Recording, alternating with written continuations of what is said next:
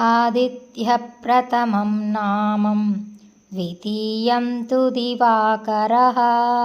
तृतीयं भास्करः प्रोक्तं चतुर्थं तु प्रभाकरः पंचमं तु सहस्रांशुः षष्ठं चैव त्रिलोचनः सप्तमं हरिदस्वश्च अष्टमं तु विभावसुः नवमं दिनकृत्प्रोक्तं दशमं द्वादशात्मकः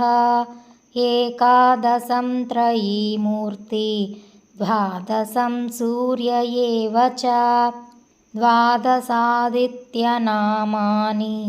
प्रातःकाले पठेन्नरः दुःस्वप्नो नश्यते तस्य सर्वदुःखं च नश्यति दद्रुकुष्ठहरं चैव दारिद्र्यं हरते ध्रुवं सर्वतीर्थकरं चैव सर्वकामफलप्रदं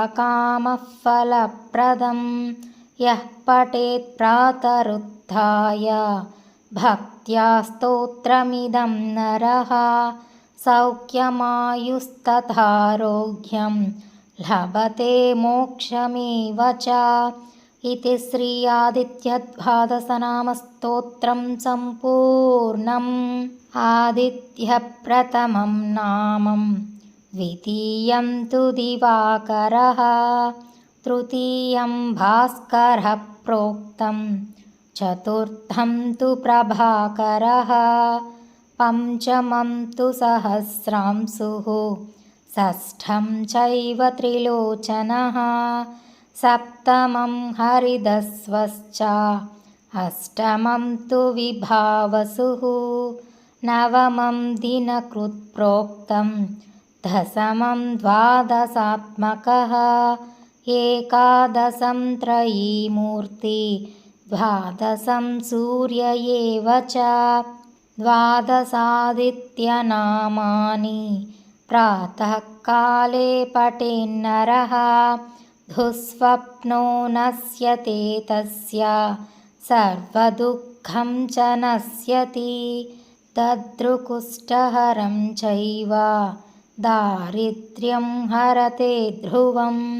सर्वतीर्थकरं चैव सर्वकामफलप्रदं यः पठेत् प्रातरुत्थाय भक्त्या स्तोत्रमिदं नरः सौख्यमायुस्तथारोग्यं लभते मोक्षमेव च इति श्री आदित्यद्वादशनामस्तोत्रं सम्पूर्णम्।